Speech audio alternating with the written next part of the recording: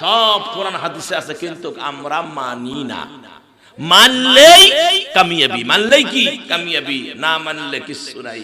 আমার ভাইয়ারা, তাহলে এখন আসেন আমি আপনাদের খেদমতে কোরআনুল কারীমের ভিতর থেকে যে আয়াতে কারিমা তেলাওয়াত করেছি, সূরা বাকারা এবং সূরা বনী ইসরাইল, এই দুইটি সূরা থেকে যে আয়াতে কারিমা তেলাওয়াত করেছি, আল্লাহর নবীর অসংখ্য হাদিস শরীফের ভিতর থেকে ছোট্ট একখানা হাদিস শরীফ তেলাওয়াত করেছি।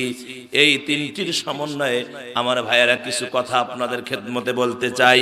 রব্বুল আলামিন বললেন সূরা বনী ইসরাইলের 23 নম্বর আয়াতের অংশ বিশেষ, আল্লাহ পাক বললেন, ও পৃথিবীর মানুষ শোনো, ওয়াকাদা রাব্বুকা আল্লা তা'বুদু ইল্লা ইয়্যাহু ওয়া বিল ওয়ালিদাইনি ইহসানা। আরো জোরে, আর একটু জোরে, বাস। আমার ভাইয়েরা এতটুকু আগে শোনেন। আল্লাহ পাক বললেন তোমার পালন কর্তা। কার পালন কর্তা? আল্লাহ বললেন তোমার পালন কর্তা আদেশ করেছেন যে তাকে ছাড়া অন্য কারো ইবাদত করা যাবে না, কোন পাশ্চাত্যের গোলামি করা যাবে না, ভারতের গোলামি করা যাবে না। যাবে নাকি? আমার ভাইয়েরা, মানুষ মানুষের গোলাম হতে পারে না, মানুষ মানুষের গোলামি করতে পারে না, মানুষ মানুষকে সিজদা দিতে পারে না। সিজদা কারে দিবেন? সিজদা কারে দিবেন? সিজদা একমাত্র আল্লাহকে। কারণ এই কপালের মালিক, এই নতজানু হওয়ার মালিক কে? আমার আল্লাহ। মুসলমান কারে কয় জানেন? মুসলমান কারে কয়? মুসলমানের ডেফিনিশন, মুসলমানের হাকিকি অর্থ হলো সারেন্ডার করা। কি করা? সারেন্ডার করতে হবে সর্বক্ষেত্রে। সর্বক্ষেত্রে সারেন্ডার মানে একটা মানুষ সারেন্ডার করে কেন? যখন ভয় ভিতরে আসে তখন সারেন্ডার করে। কথা বল ঠিক কিনা? আসামি দেখলো উপায় নাই, এখন পালিয়ে থাকলেও বাসন নাই, আর এদিকে আবার কি বলে প্রকাশ্যে যদি চলাচল করি তাও আমার সমস্যা, তখন আসামি কি করে? আসামি গিয়ে কোর্টে গিয়ে সারেন্ডার করে। কি কথা বল ঠিক কিনা? এরকম মুসলমান যখন নাম আমাদের হয়েছে, মুসলমানদের ডেফিনিশন, মুসলমানদের আপনার হাকিকি অর্থ হলো সারেন্ডার করা। সারেন্ডার করব কার কাছে?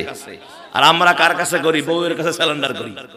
কথা কন না কেন? হ্যাঁ, বউয়ের কাছে সারেন্ডার। আমার ভাইয়েরা, অথচ সারেন্ডার করতে হবে আল্লাহর কাছে। সম্মানিত মুসলমান ভাইয়েরা, সর্বক্ষেত্রে সারেন্ডার হতে হবে আল্লাহর কাছে। কেননা এই পৃথিবীতে যা আছে সব হলো আল্লাহর। যারা আজকে জীবিত আছেন, কিসের কারণে? আল্লাহ বাতাস সাপ্লাই দিয়েছেন। আমার আল্লাহ যদি 20টা মিনিট এই বাতাসকে স্টপ করে দেয়, ফ্রিজ করে দেয় বাতাসকে, 20টা মিনিট বাতাস ফ্রিজ হয়ে যায়, তাহলে এই পৃথিবীর সব জেতা মানুষ জন্তু যা আছে, জীবিত যা আছে, সবগুলো মুর্দা হয়ে যাবে। মাস্তানি শেষ, দেওয়ানগিরি শেষ।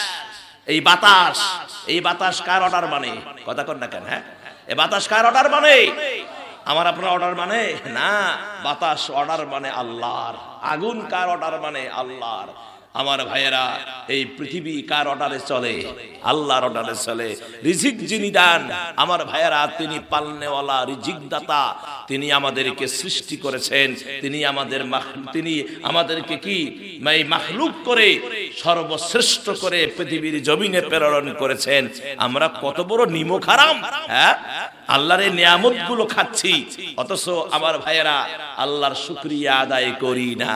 হ্যাঁ, আপনি আপনার পায়ের নিচে হাত দেন, দিয়ে দেখেন তো তলাটা মোটা না পাতলা? এ পায়ের তলাটা মোটা না পাতলা? মোটা। কেন মোটা?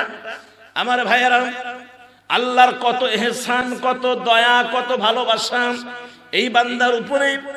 আপনি যে মোটর সাইকেল চালান, আপনি যে বাইসাইকেল চালান, ট্রাক চালান, তারপরে পিকআপ চালান, বাস চালান, রাস্তায় সারাদিন যে গাড়িগুলো চলে, এই গাড়িগুলো টায়ার আছে না নাই?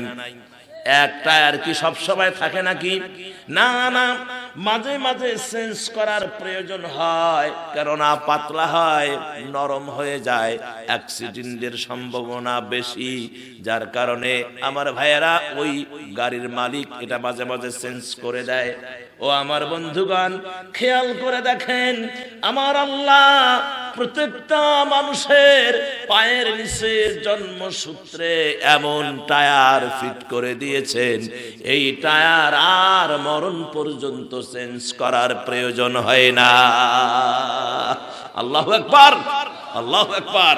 এক একটা টায়ারের দাম যদি 12,000 হতো, 10,000 হতো, দুই টায়ার, কথা কয় না কে, দুই টায়ার 24,000, টাইম হলো 6 মাস। কয় মাস? টাইম হলো 6 মাস। হিসাব করা আপনার বয়স কত, আপনার বয়স কত হিসাব করে দেখেন। 6 মাস পর পর টায়ার চেঞ্জ, কত হাজার লাখ টাকা আপনি বেঁচে গেছেন, আমার আল্লাহ এর বিল নেয় নাই।